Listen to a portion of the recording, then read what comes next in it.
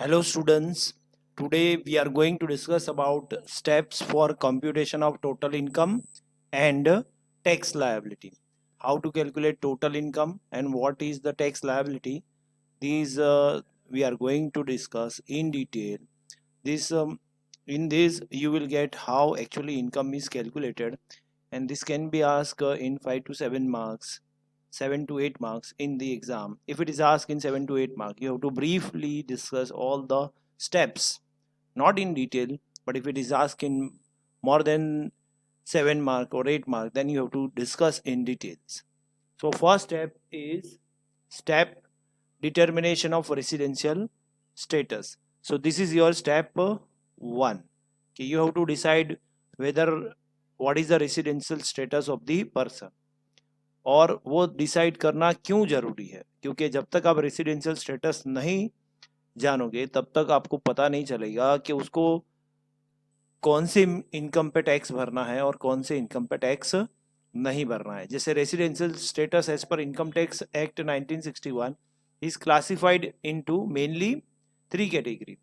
First is resident, second one is non-resident. But here one more concept is added, deemed resident, that we will discuss in later on in detail. But here mainly there are two status, resident and non-resident. If person is resident, then there are two possibility, resident and ordinarily resident, and resident but not ordinarily resident. This is known in short ROR, and this is RNOR. If a person is deemed a resident, then his status is always resident but not ordinarily resident. अगर वो RNOR है तो फिर तो समझ ही जाओ, sorry, अगर वो डीम्ड रेसिडेंट है तो उसका एक ही स्टेटस हो सकता है, RNOR. और नॉन रेसिडेंट है, that means he is not residing more days in the India. तो ये जानना बहुत ही ज़रूरी है आपका कि वो उसका रेसिडेंशियल स्टेटस क्या है. नॉर्मली जो इंडिया में सबसे ज़्यादा रहता है उसका रेसिडेंशियल स्टेटस ROR बन जाता है, और थोड़ा उससे कम रहता है तो RNOR, और उससे भी कम रहता है तो NR. और ये हम इसलिए जान रहे हैं क्योंकि जैसे कई बार, और सबसे ज़्यादा टैक्स जो आता है वो ROR पे आता है, और सबसे कम जो टैक्स आता है वो NR पे आता है. तो इसलिए आपको ये जानना बहुत ही ज़रूरी है. In the case of individual, the duration for which he is present in India determines his residential status. कितने दिनों के लिए इंडिया में रहता है वो उसका रेसिडेंशियल स्टेटस डिसाइड करता है. Based on the days spend by him, he may be, मैंने आपको पहले ही बोला, ROR हो सकता है, RNOR हो सकता है, या NR हो सकता है. तो इस तरह से 3 कैटेगरी में उसके स्टेटस को डिसाइड किया जाता है. और सबसे ज़्यादा जो टैक्स पे करता है वो ROR पे करता है, और वो ग्लोबल इनकम पे टैक्स पे करता है. ग्लोबल मीन्स आपने कहीं से भी कमाया, ROR को उसको टैक्स भरना पड़ेगा. तो इसीलिए आपको ये रेसिडेंशियल स्टेटस जानना बहुत ही ज़रूरी है कि आपका स्टेटस क्या है, क्योंकि अगर वो ROR हुआ तो वो पूरे कहीं से भी कमाया उसको इनकम इंडिया में पे करना पड़ेगा. अगर बट वो नॉन रेसिडेंट है उस केस में उसको इतना टैक्स नहीं आएगा, ग्लोबल इनकम पे टैक्स नहीं भरना है. तो residential status of a person determines the taxability of the income. For example, income earned and received outside India will not be taxable in the hands of a non-resident, but will be taxable in case of a resident and ordinarily resident. मैं आपको ये बता दूं कि जैसे income में भी there are 2 types of income. Income को हम 2 कैटेगरी में क्लासिफाई करते हैं. एक होता है आपका इंडियन इनकम,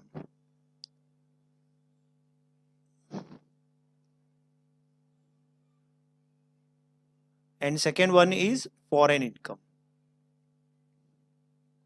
ये आप डिटेल में देखोगे कि इंडियन इनकम को किसको बोलते हैं, फॉरेन इनकम किसको बोलते हैं, ये हम डिटेल में बाद में डिस्कस करने वाले हैं.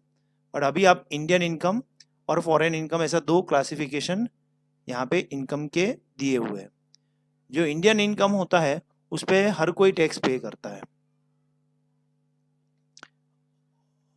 वेदर उसका स्टेटस कोई भी हो, ROR हो या NR हो या RNOR हो, कोई भी स्टेटस हो, रेसिडेंट एंड ऑर्डिनरी रेसिडेंट हो, नॉन रेसिडेंट हो या resident but not ordinarily resident. But foreign income पे तो हमेशा जो ROR होता है वही टैक्स पे करता है, NR और RNOR टैक्स पे नहीं करता। इसलिए आपको जानना बहुत ही ज़रूरी है कि कोई भी पर्सन का रेसिडेंशियल स्टेटस क्या होता है, क्योंकि उसी से हम उसका डिसाइड करेंगे कि इनकम टैक्सेबल है कि नहीं है। इस तरह से आपको ये समझ में आना चाहिए कि इंडियन इनकम, फॉरेन इनकम पहले तो क्या है, और फिर वो उसका रेसिडेंशियल स्टेटस क्या है। Classification of income under different head. आपको इनकम को अलग अलग हेड में क्लासिफाई करना है। जैसे ये एक इंडिविजुअल है और उसका 3-4 जगह से इनकम आ रहा है, तो उसको इनकम पहले तो अगर वो जॉब कर रहा है तो उसको सैलरी मिल रहा है। सेकंड, उसका एक हाउस है और हाउस ने उसको रेंट पे दिया है तो उसका रेंट मिलेगा। फिर उसको सेविंग बैंक अकाउंट में, SB अकाउंट में पैसा रखा है तो उस पे उसको इंटरेस्ट मिलेगा। उसने इक्विटी शेयर में इन्वेस्ट किया है, इन्वेस्ट इन इक्विटी शेयर, तो उस पे उसको डिविडेंड मिलेगा। देन उसको ये इक्विटी शेयर सेल करने पे प्रॉफिट होगा और एक ही पर्सन को अलग अलग तरह का इनकम मिल रहा है। तो आपको ये जानना पड़ेगा कि ये पर्टिकुलर जो इनकम है वो कौन से हेड में टैक्सेबल आती है। तो आपको यहाँ पे ये पता होना चाहिए कि जो सैलरी का इनकम है वो under the head salaries taxable होता है। तो आपको ये पता होना चाहिए कि इसका ये हेड है। हाउस रेंट है वो इनकम फ्रॉम हाउस प्रॉपर्टी में टैक्सेबल होता है। इंटरेस्ट जो होता है वो इनकम फ्रॉम अदर सोर्स में टैक्सेबल होता है। देन इक्विटी शेयर का जो डिविडेंड मिलता है वो भी इनकम फ्रॉम अदर सोर्स हुआ। उसके बेचने पे जो प्रॉफिट हुआ वो PGBP में भी हो सकता है अगर आप उसी का बिजनेस करते हो तो, और अगर वो आपका बिजनेस नहीं है तो वो कैपिटल गेन के चैप्टर में भी फॉल हो सकता है, क्योंकि अलग अलग इनकम का अपना खुद का डिडक्शन भी होता है और ओवरऑल भी डिडक्शन होता है। तो इसको क्लासिफाई करना बहुत ही ज़रूरी है कि एक्चुअली वो फॉल कहाँ पे होता है, वो इनकम यहाँ पे कैसे फॉल होती है। ज़रूरी नहीं है सबको सब कुछ मिले, बट यहाँ पे एक एग्जाम्पल के तौर से बताया हूँ कि देखो इसका एक सैलरी का भी इनकम है, इनकम फ्रॉम हाउस प्रॉपर्टी का है, इनकम फ्रॉम अदर सोर्स ये भी सेम है, और ये PGBP का है। तो आपको ये पता होना चाहिए कि कौन से हेड में वो फॉल होता है। तो इसी तरह देखो there are 5 heads of income. याद रखना है आपको ये कि कौन से 5 हेड्स है। पहला है salaries, second one is income from house property, third one is profits and gains from business और profession, fourth one is capital gains, and six one is income from, fifth one is income from other source. तो आपको ये total 5 heads of income है, उसको अच्छी तरह से याद कर लेना है। नाउ यहाँ पे अलग अलग एग्जाम्पल दिया है। There is a charging section under each head of income which defines the scope of income chargeable under the head. These heads of income exhaust all possible types of income that can accrue to or to be received by taxpayer. Accordingly, income earned is classified as, जैसे यहाँ पे एक salary है और pension है, ये earn in is taxable under the head salaries। तो अगर ये दो तरह का इनकम है तो वो कौन से हेड में मिलता है, आपको यहाँ पे बताया गया है कि सैलरी है और पेंशन है तो उसका जो हेड होगा वो सैलरीज माना जाएगा। Rental income is taxable under the head income from house property. अगर आपका प्रॉपर्टी का इनकम रेंट से आ रहा है, कोई प्रॉपर्टी उसका रेंट आ रहा है तो आपका वो इनकम फ्रॉम हाउस प्रॉपर्टी में टैक्सेबल हो जाएगा। तो इस तरह से आपको ये जानना बहुत ज़रूरी है कि पर्टिकुलर इनकम है तो वो कौन से हेड में टैक्सेबल है। थर्ड वन है कि अगर income derived from carrying on any business और प्रोफेशन, अगर कोई बिजनेस से या प्रोफेशन से इनकम आ रहा है तो वो टैक्सेबल हो जाएगा, profits and gains of business और प्रोफेशन में टैक्सेबल हो जाएगा। Next one, profit on sale of capital asset like land. So land is a capital asset and it is sold, and if you are getting profit from it then obviously it is taxable under the head capital gains।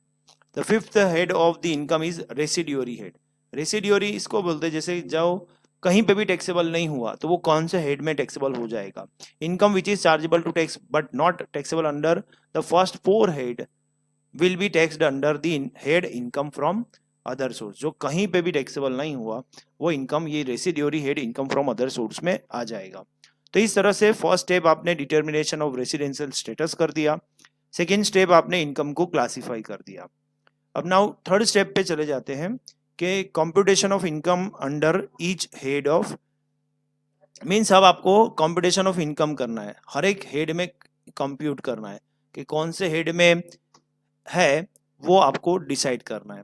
Income is to be computed in accordance with the provision governing a particular income, यानी कोई एक particular income है उसका जो principal है उस तरह से वो गवर्न करता है।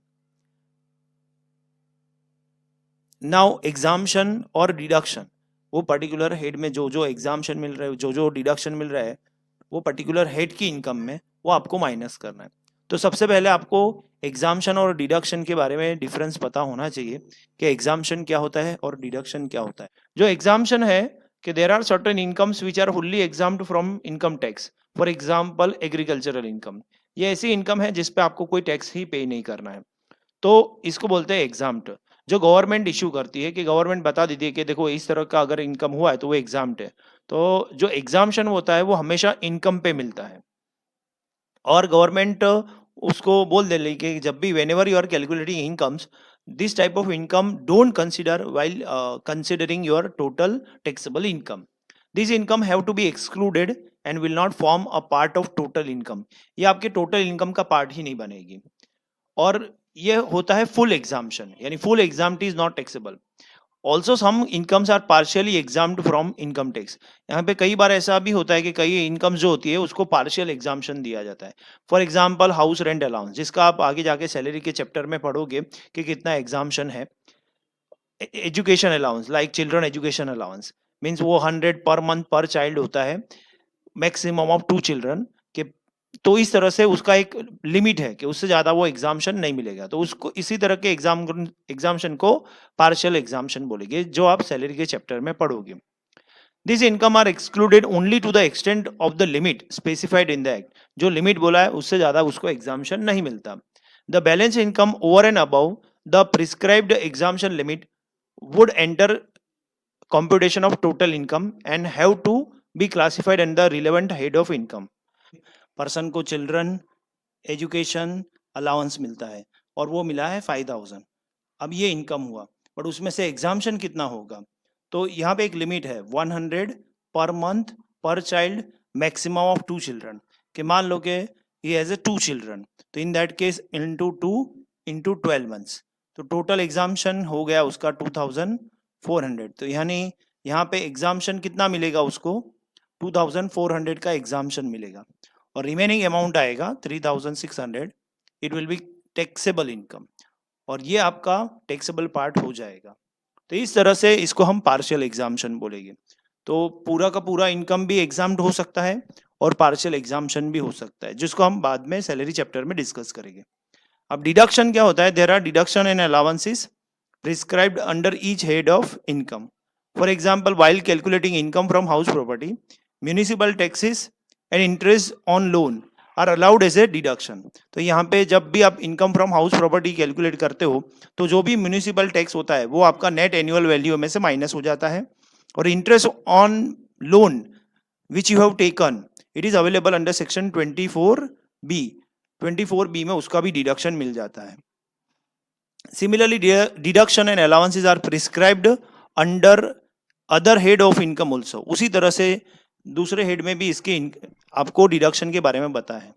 Income, this deduction etc. have to be considered before arriving at the net income chargeable under each head.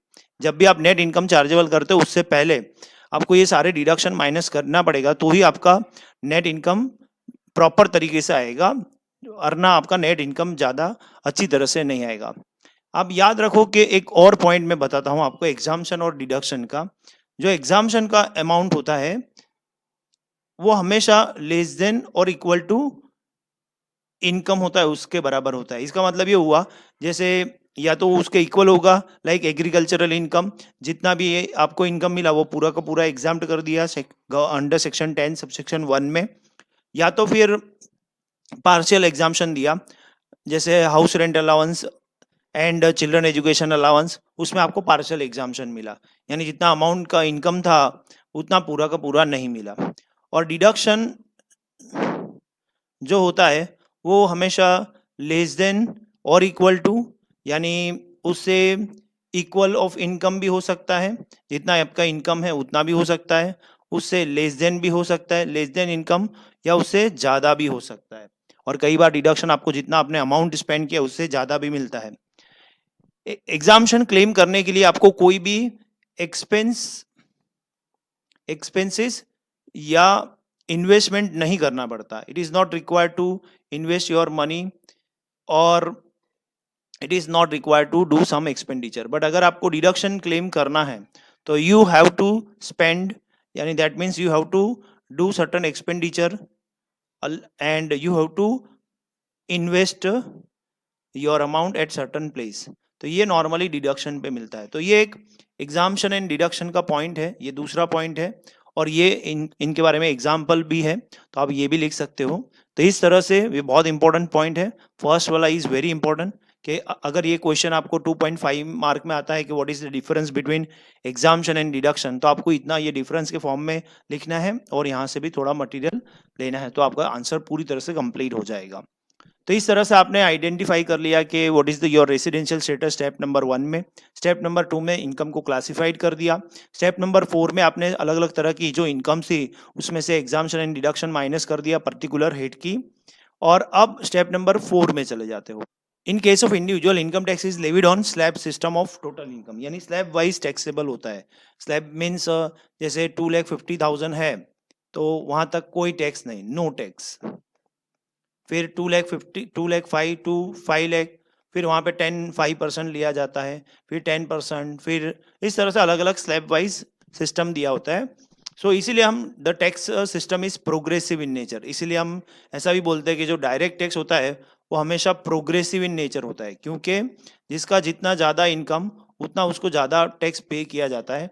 और इनडायरेक्ट जो टैक्स होता है वो रिग्रेसिव इन नेचर होता है, कि उसमें ऐसा स्लैब वाइज या बेनिफिट नहीं मिलता। For example, as the income increases the applicable rate of tax increases, जितना जिसका ज़्यादा इनकम उतना एप्लीकेबल जो टैक्स रेट है वो बढ़ता जाएगा, 10, 20, 30 इस तरह से वो बढ़ता रहेगा। और कई बार तो सरचार्ज भी पे करना पड़ता है। Some taxpayer in the higher income bracket have a tendency to divert some portion of their income to their spouse or minor child etc. to minimize their tax burden. अब इस केस में होता क्या है कि कई बार उनका जो हायर टैक्स बर्डन है उसको कम करने के लिए वो अपना इनकम अपने माइनर चाइल्ड या स्पाउस को ट्रांसफर कर देते हैं और अपना इनकम रिड्यूस कर लेते हैं। जैसे मान लो कि किसी का इनकम 10 लाख है, तो वो क्या करेगा, अपना थोड़ा इनकम डाइवर्ट कर देगा अपने स्पाउस को और दूसरा इनकम अपने पास रखेगा। और आप आगे जाके पढ़ोगे कि अगर किसी का इनकम सिर्फ 5 लाख है तो उसको कोई टैक्स नहीं मिलेगा, क्योंकि बाद में भले 5% लगेगा बट उसका रिबेट मिल जाएगा 87 में।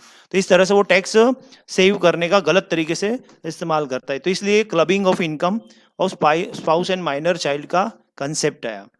इन order to prevent such tax avoidance, इसको बोलते हैं हम टैक्स अवॉइडेंस, गलत तरीके से इनकम को स्प्लिट कर दिया, डाइवर्ट कर दिया। Clubbing provision have been incorporated in the act under which income arising to certain person like spouse, minor child etcetera have to be included in the income of the person who has diverted his income for the purpose of computing tax liability. हम इसका detail में discuss करेंगे, यानी अगर किसी का divert कर दिया अपना इनकम ऑफ द स्पाउस में या income of A minor child में, तो उस केस में भी उसको अपना इनकम ऐड ही करना पड़ेगा। और आपको ये भी बता दो, अगर कोई माइनर चाइल्ड है उसका अगर इनकम होता है तो वो जो पेरेंट्स का हायर इनकम है, ईदर ऑफ द पेरेंट्स, उसकी इनकम में क्लबज किया जाता है। तो स्टेप नंबर 1, 2, 3, 4 डिसाइड हो गया। Now step number 5, set off and carry forward and set of losses. पहले तो ये दो वर्ड समझ लो कि सेट ऑफ क्या होता है एंड कैरी फॉरवर्ड क्या होता है। अब उसका दो बिजनेस है, ए एंड बी, यहां से प्रॉफिट हुआ है और यहां से लॉस हुआ है। तो ये दोनों बिजनेस, ये एक बिजनेस है, ये दूसरा बिजनेस है। अब इसका जो लॉस है वो आप इसके प्रॉफिट, इसका जैसे मान लो कि प्रॉफिट है 10 लाख और यहाँ पे लॉस हुआ है 2 लाख का, तो ये लॉस आप इसके प्रॉफिट के सामने एडजस्ट कर सकते हो। तो ultimately what is your total income from business? तो यहाँ पे आपका टोटल इनकम फ्रॉम बिजनेस बन जाएगा 8 लाख, क्योंकि आपने ये लॉस को क्या कर दिया, सेट ऑफ कर दिया उसी इनकम के सामने। तो इस तरह से इसको बोलते हैं सेट ऑफ। बट कई बार ऐसा सिचुएशन आता है, अब दूसरा सिचुएशन देखते हैं। यहाँ पे जैसे मान लो कि बिजनेस है, there are two business, business A and business B, A and B, और यहां से प्रॉफिट है 10 लाख का प्रॉफिट है, और बिजनेस बी से लॉस है 15 लाख का। अब यहाँ पे प्रॉफिट ज़्यादा है और लॉस कम है, तो इस केस में आप क्या करते हो कि इसको सेट ऑफ तो करते हो 15 लाख, बट फिर भी ये 5 लाख है, उसको सेट ऑफ करना रह जाता है। तो in that case what you are doing, you are carry forwarding this 5 lakh to the next year, next year उसको कैरी फॉरवर्ड करते हो।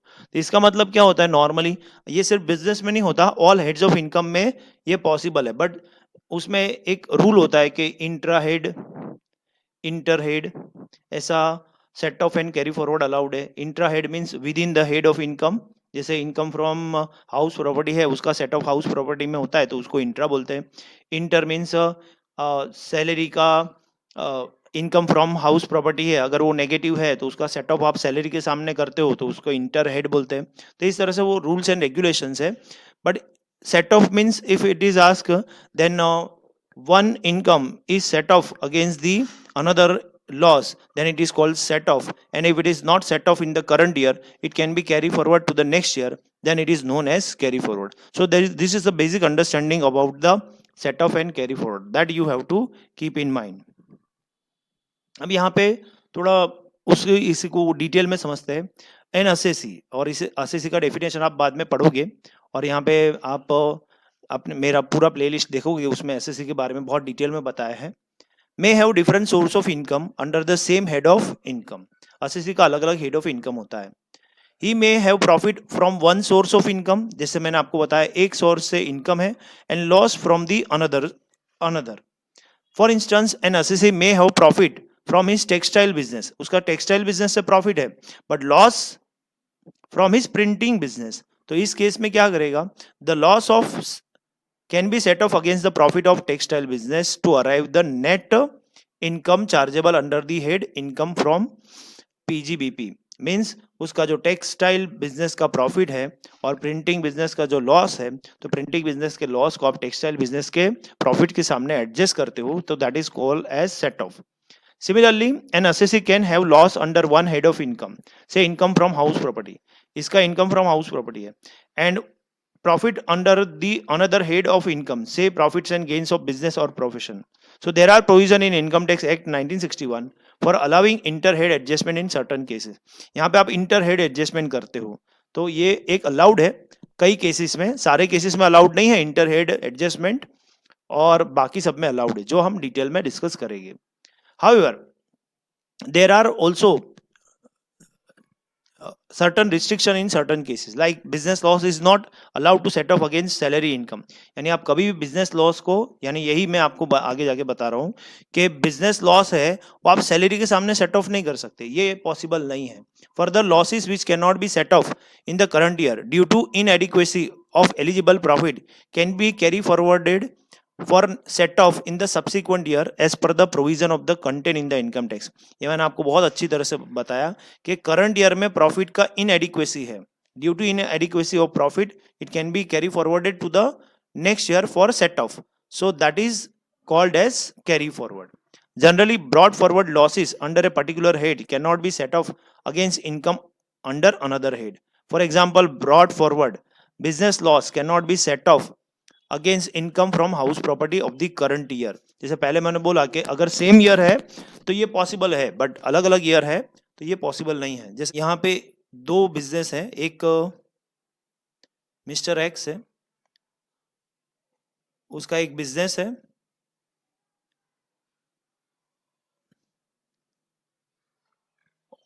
और एक इनकम आ रहा है हाउस प्रॉपर्टी से, और हाउस प्रॉपर्टी से लॉस हो गया और बिजनेस से प्रॉफिट हो गया। तो अब now what is the provision कि आप इसके लॉस को इसके सामने एडजस्ट कर सकते हो इन करंट ईयर। बट अगर ये हाउस प्रॉपर्टी का लॉस इस साल सेट ऑफ नहीं हुआ तो in that case it can not B carry forwarded, it can be carry forwarded, इसको कैरी फॉरवर्ड तो कर सकते हो आप, but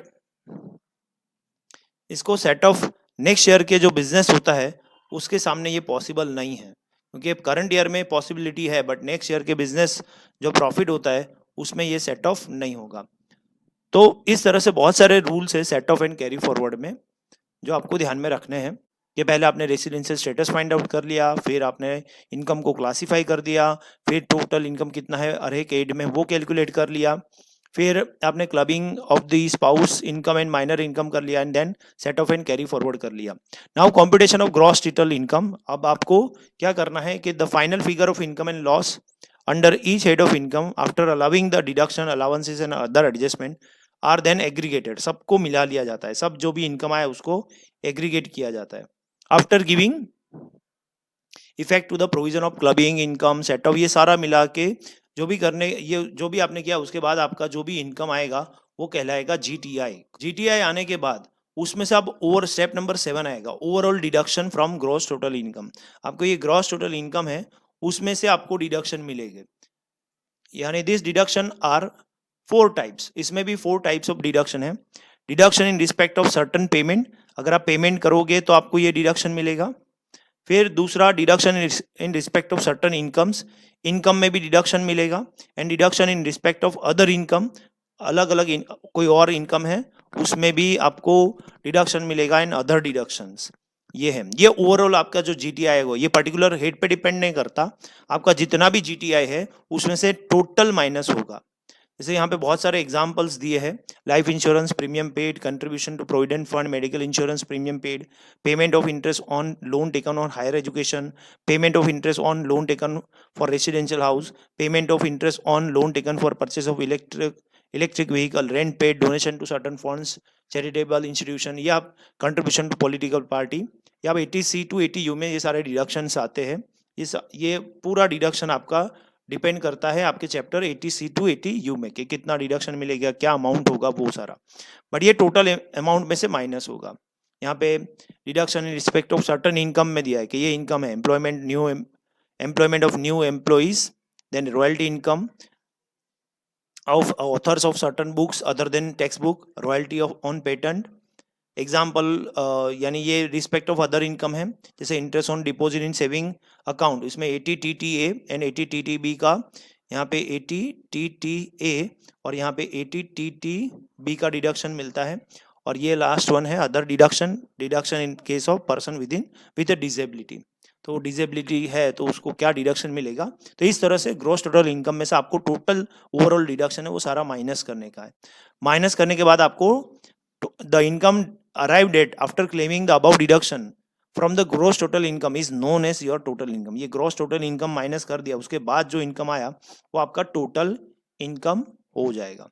it should be rounded off nearest multiple of 10 as per section 288A। याद रखना ये एमसीक्यू पर्पस के लिए इंपॉर्टेंट है कि your total income is rounded off nearest multiple of rupees dash as per section dash. तो section का भी क्वेश्चन हो सकता है, रुपीस का भी एमसीक्यू हो सकता है। जैसे आपका इनकम है 4,15,339, तो इन दैट केस आपको इसको नियरेस्ट टू 10 में कन्वर्ट करना है, तो 4,15,340 रुपीज में कन्वर्ट हो जाएगा।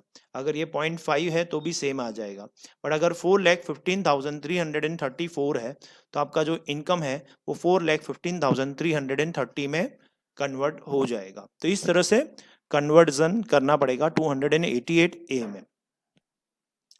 अब ये हो गया आपका फाइनली कि इस तरह से समराइज वे में आपको कंप्यूटेशन ऑफ टोटल इनकम कैसे किया गया है उसका चार्ट दिया है। तो सबसे पहले आपको डिटर्मिनेशन ऑफ रेसिडेंशियल स्टेटस करने का, then classify income under 5 heads. आपको बताया ये 5 हेड्स है, salaries, income from house property, profits and gains from business और profession, capital gains, income from other source. ये 5 हेड्स ऑफ इनकम है। अब ये इनकम को आपको क्या करना है, compute income under each head applying the charging and deemed provision and providing for permissible deduction and exemption thereunder. फिर उसमें से डिडक्शन एंड एग्जाम्शन माइनस करने का, उसके बाद अप्लाई क्लबिंग प्रोविजन, आपको क्लबिंग प्रोविजन अप्लाई करना है। Then set off and carry forward and set off loss as per the provision of the act. So आपको मिलेगा जीटीआई, ग्रॉस टोटल इनकम। उसमें से आपको deduction from GTI 80C to 80U में जितने भी डिडक्शन अवेलेबल है वो सारे माइनस करने के हैं, एंड फिर आपको मिल जाएगा आपका total income. Application of rates of taxes on total income.